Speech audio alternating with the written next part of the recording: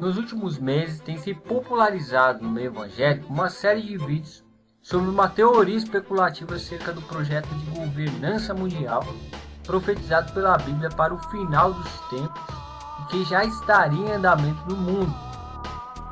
Esses vídeos, disponibilizados gratuitamente na grande rede de computadores, têm sido inclusive reproduzidos de forma caseira e distribuídos por muitos crentes impressionados com o seu conteúdo. Porém, a escatologia neles contida mistura verdades com mentiras, boatos com fatos, evidências com informações absolutamente equivocadas. Tratam-se dos vídeos acerca dos supostos Illuminati, que já são uma verdadeira febre entre muitos crentes do Brasil afora, mas que contém erros graves. Segundo esses vídeos, há décadas que um grupo de homens muito ricos domina o mundo, manipulando governos, a economia mundial, a produção dos alimentos e todas as notícias que lemos nos jornais ou vemos na TV e nos grandes sites de notícias da internet. Esse grupo, dizem, chama-se Illuminati, uma entidade secreta que reúne homens poderosos desejosos de implantar na Terra um governo mundial. De acordo com os vídeos, são eles que teriam elegido de fato os últimos presidentes dos Estados Unidos, teriam produzido a farsa de que o homem foi à Lua e forjado os atentados ao World Trade Center e Pentágono.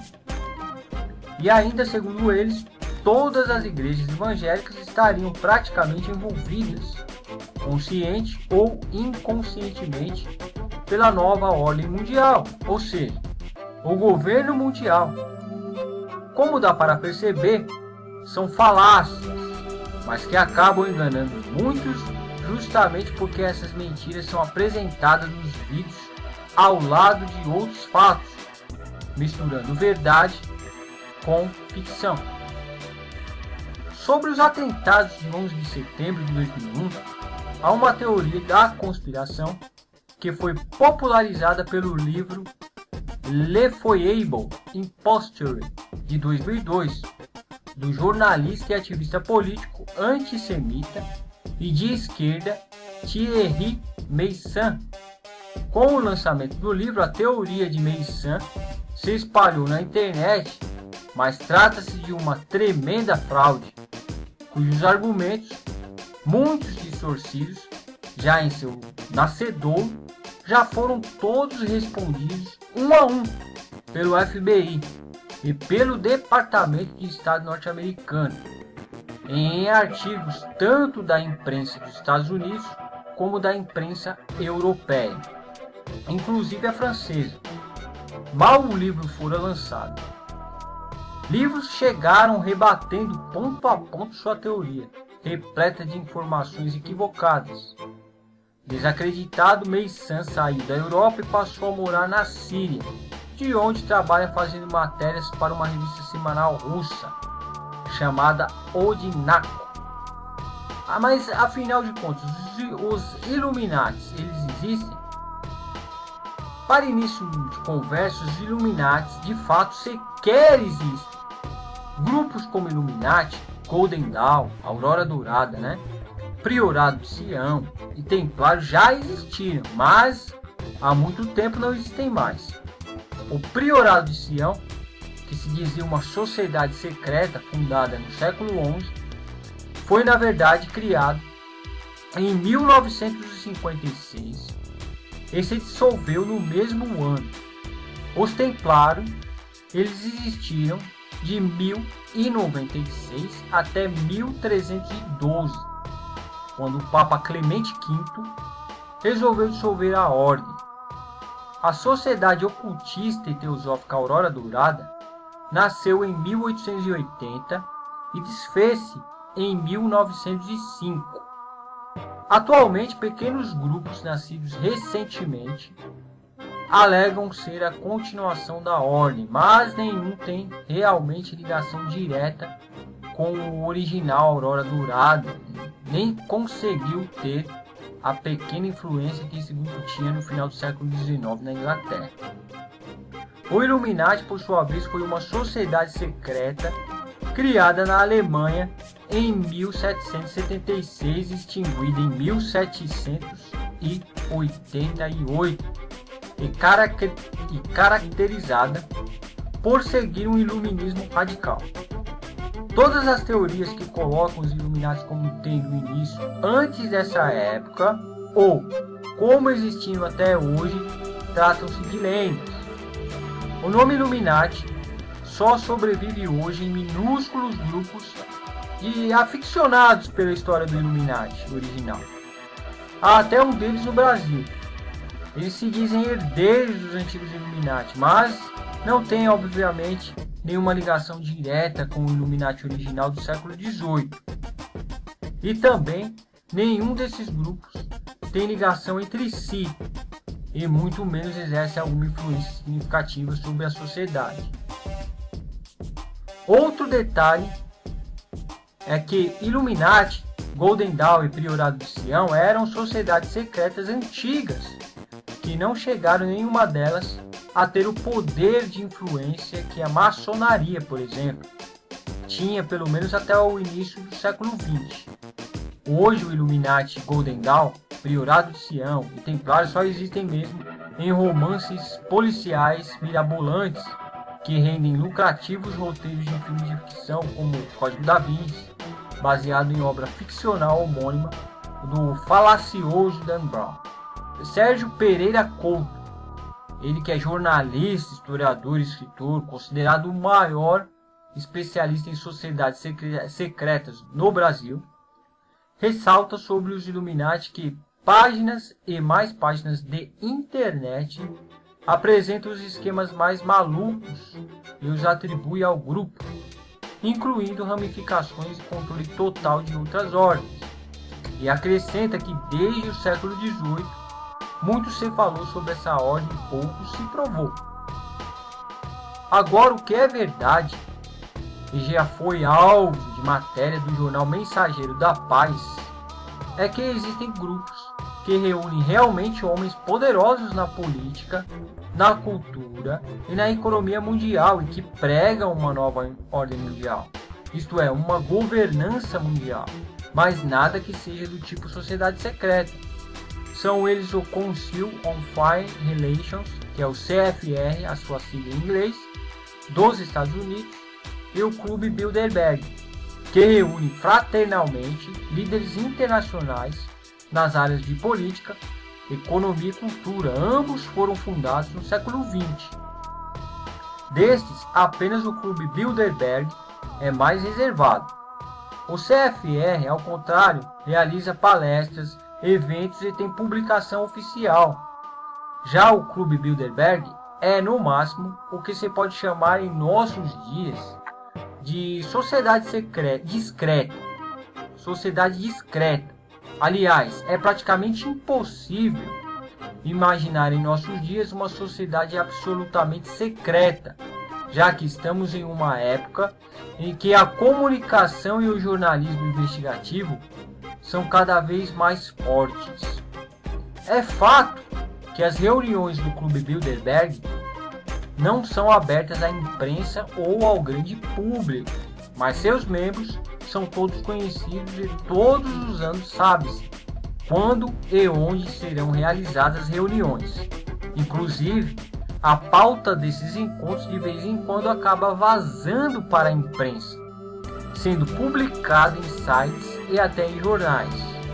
Outro ponto importante a se frisar é que esses grupos CFR e CB, resumindo, não são onipotentes no sentido de terem o poder pleno de implantar tudo o que idealizam ou controlar toda a mídia e o governo das nações, mas tentam sim, dentro da esfera de influência de seus membros, influenciar o maior número de pessoas para aquilo que consideram ser o melhor para o mundo. Na maioria das vezes acabam conseguindo seu intento, por terem o apoio da maioria dos grandes formadores de opinião da mídia ocidental de hoje na defesa de suas propostas. O CFR e o CB defendem, por exemplo, um governo mundial, moeda única, legalização de drogas, casamento homossexual. Nem todos os seus membros concordam com todos os pontos dessa pauta, mas a maioria sim. Estejam os membros do CFR e do Clube Bilderberg conscientes disso ou não, o que defendem em sua maioria aponta para as profecias bíblicas relativas ao final dos tempos. Em suas ações, sem dúvida, influenciam a sociedade. Só não se pode chamar isso de controle total, mas apenas de grande influência. Nem afirmar que o Clube Bilderberg, e muito menos o CFR, é uma sociedade secreta, e nem chamar esses grupos ou seus membros de Illuminati, pois esses não mais existe. A proposta dos antigos Illuminati do século XVIII, que se assemelham às propostas do CFR e do CB, sim, sem dúvida, mas esses não têm ligação com aqueles, apenas ideologias parecidas. Agora, será que o homem ele não foi à Lua? Esse é um dos grandes absurdos desses vídeos de escatologia especulativa que pregam o controle mundial dos supostos Illuminati, manipulando a sociedade. É a teoria conspiratória de que o homem não foi à Lua, que isso teria sido uma farsa estratégia dos Illuminati. Agora, dos argumentos usados para tentar provar isso são: primeiro, se Armstrong fosse o primeiro homem a pisar na Lua, quem é que tirou a foto dele descendo? Segundo, se na Lua não tem umidade, por que fotos da viagem à Lua mostram pegadas dos astronautas? Terceiro, como é que os astronautas fizeram tantas fotos na Lua, mas em nenhuma delas aparecem estrelas no espaço visto da Lua? Quarto, por que há duplicidade de sombras nas imagens dos astronautas na Lua? Quinto, se a temperatura na Lua é de 100 graus durante o dia e 150 graus à noite, como os astronautas conseguiram andar lá? Sexto, se na Lua existe vácuo, por que a bandeira dos Estados Unidos ficava tremulando nas imagens da viagem à Lua? Sétimo, se o homem já foi à Lua, por que ainda não voltou? O astrônomo Ronaldo Mourão, um dos mais respeitados cientistas brasileiros, explica. Primeiro, o homem que aparece na foto descendo do módulo lunar não é Armstrong, mas seu companheiro Buzz Aldrin, que foi o piloto do módulo e o segundo homem a pisar na Lua. Enquanto ele descia, Armstrong fotografava. Aliás, a maioria das fotos clássicas da Lua, que muita gente acredita serem de Armstrong, são na verdade de Aldrin. Segundo, não é preciso água para deixar pegadas, como qualquer beduíno no deserto pode demonstrar. O que permite pegadas no solo lunar é a areia extremamente fina e porosa da Lua. É um pó muito fino, semelhante ao cimento, à cinza vulcânica ou ao pó compacto que as mulheres usam em maquiagem. Quando você pisa em algo assim, fica uma marca profunda. É por isso que as pegadas se formaram.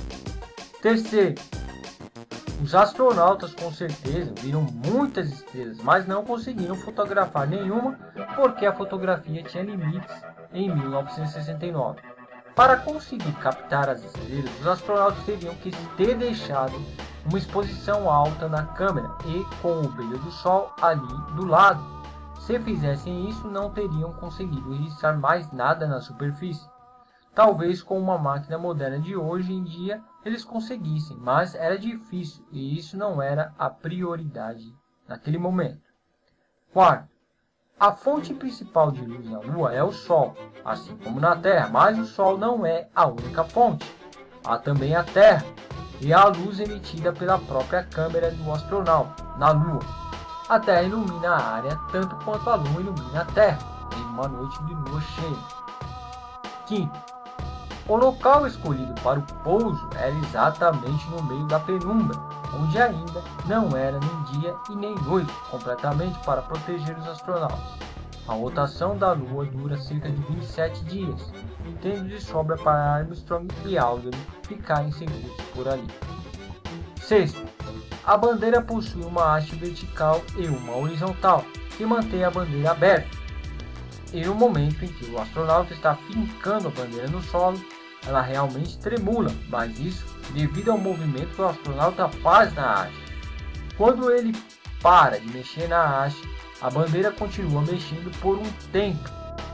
Esse tempo seria menor aqui na Terra devido ao atrito do ar. E depois para. Isso porque em um ambiente sem atmosfera não há atrito. Então, a energia do movimento inicial demora a se dissipar.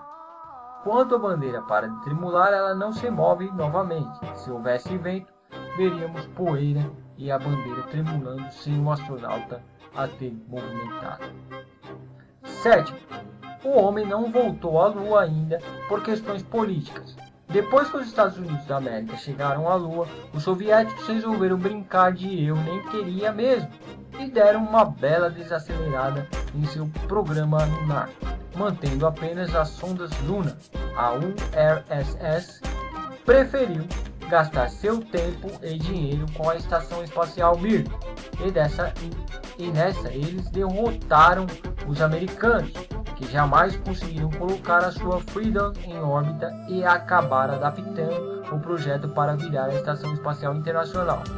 A NASA, por sua vez, viveu uma crise financeira numa época em que o governo americano acreditava que o povo não se importava com o programa espacial. Mais tarde, preferiu concentrar seus esforços nos ônibus espaciais, com a esperança de tornar as missões mais rotineiras. Agora, no entanto, tudo parece que vai mudar.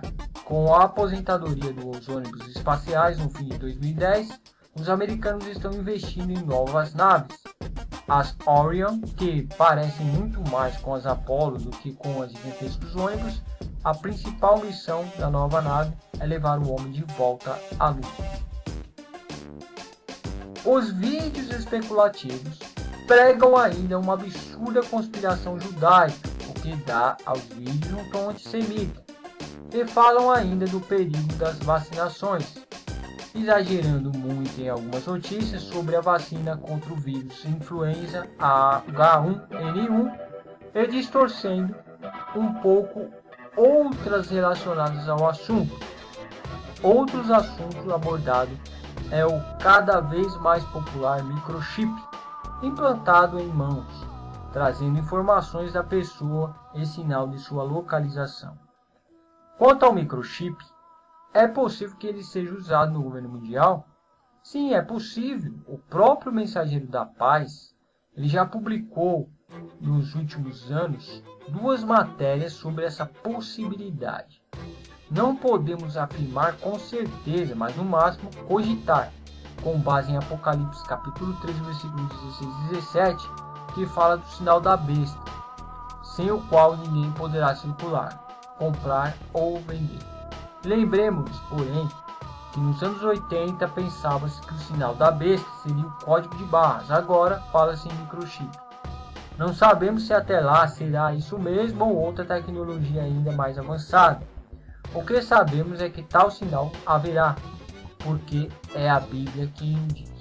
Enfim, sabemos que os sinais da proximidade da segunda vinda de Jesus estão aí.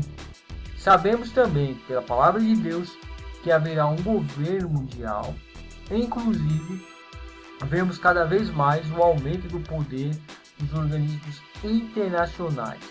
Apenas devemos ser prudentes para não nos deixarmos levar por uma escatologia meramente especulativa e por imaginações humanas.